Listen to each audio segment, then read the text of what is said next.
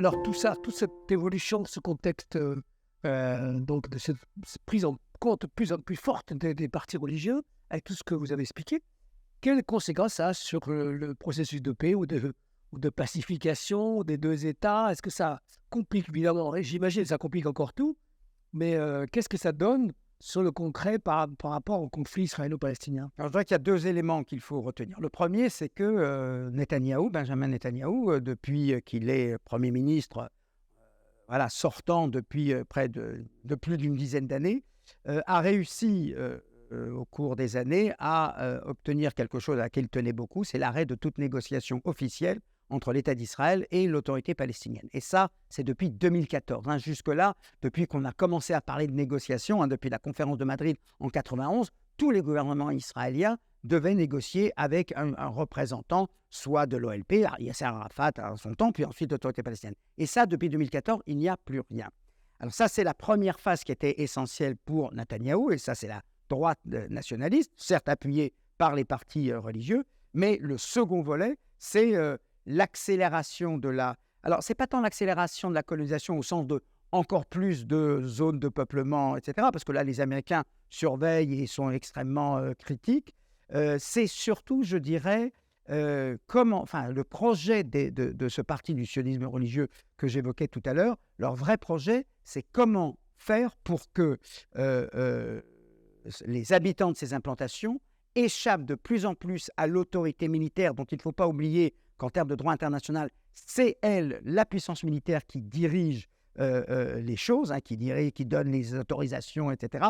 Et eux, ils veulent en fait des dérogations de plus en plus nombreuses pour que finalement le statut de quelqu'un qui vit dans les territoires occupés, un Israélien, soit identique à celui d'un Israélien qui vit dans la ligne verte. Et c'est la raison pour laquelle Bezalel Smotrich, qui est ministre des Finances, a obtenu également un ministère qu'on a confectionné pour lui au sein du ministère de la Défense pour administrer, pour tout ce qui concerne l'administration civile des implantations.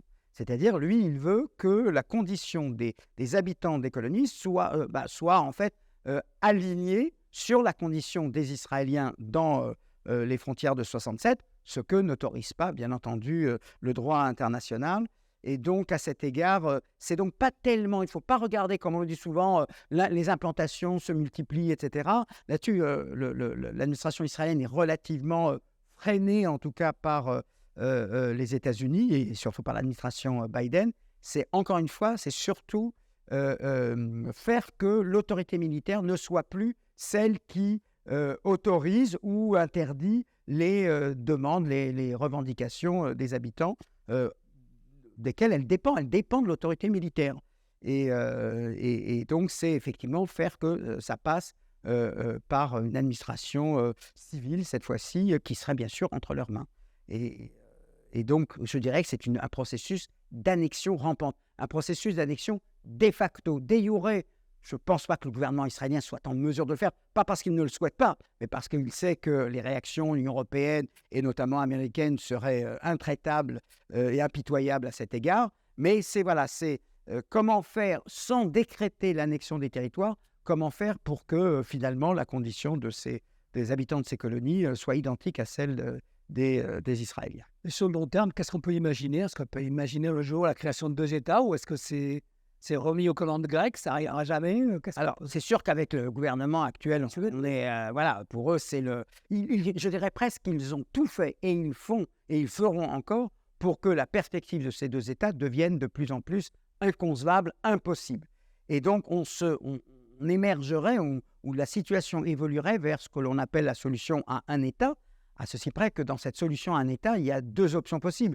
Il y a l'option égalitaire, entre juifs et arabes, une sorte de confédération israélo-palestinienne, si ce n'est que ce n'est pas ce gouvernement-là qui voudra l'encourager. Et puis, il y a l'autre option, et c'est celle qu'ils entendent encourager, qui consiste à ce que ce soit un État juif qui entende exercer sa domination sur les Palestiniens en les réduisant à une condition subalterne. Alors, vous allez dire, mais la condition actuelle, ils le sont, puisqu'ils sont sous une administration militaire, c'est vrai, mais cette administration militaire, elle est toujours conçue, pensée comme provisoire en vue d'une négociation.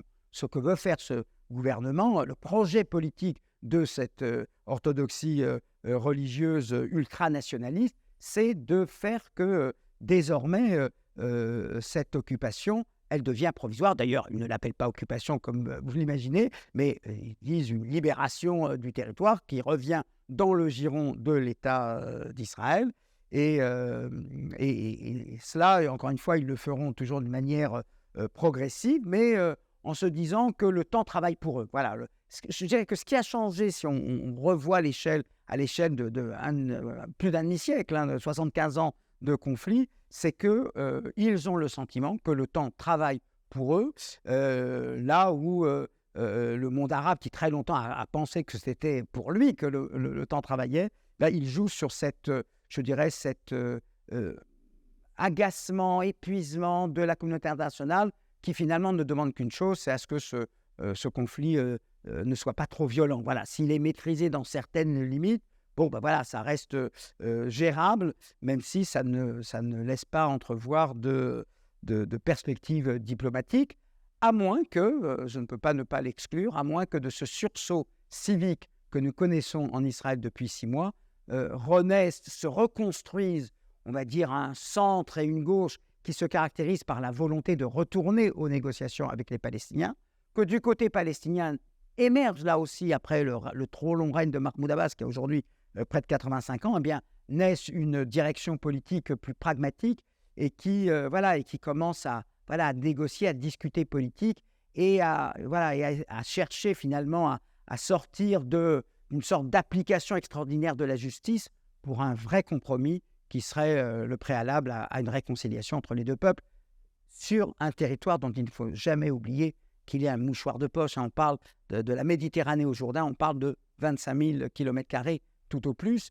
Et donc, donc je ne dirais pas que la solution à 2 États est enterrée, mais elle ne pourra pas renaître s'il n'y a pas d'abord au sein de l'électorat israélien une majorité qui se dessine en faveur. Et cela tiendra compte nécessairement de ce qui se passera au niveau américain et européen, mais surtout de ce qui se passera dans la région. C'est vrai que les 10 dernières années que nous avons vécues depuis l'échec de ce qu'on appelait le printemps arabe, ça n'a pas beaucoup prédisposé les Israéliens à penser qu'on était dans une ère de pacification.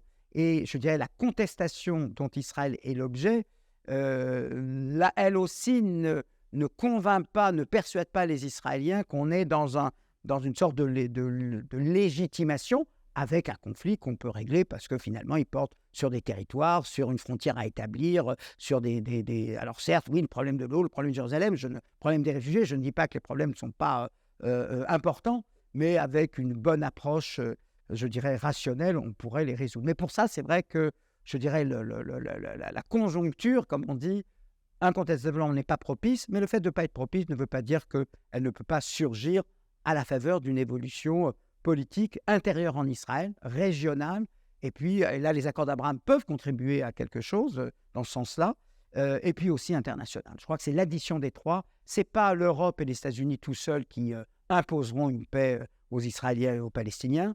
Vraisemblablement, Palestiniens et Israéliens ont besoin d'un appui international, donc je pense qu'il y a plutôt interdépendance plutôt que, comment dirais-je, l'un des deux pôles qui pourrait à lui tout seul régler le problème.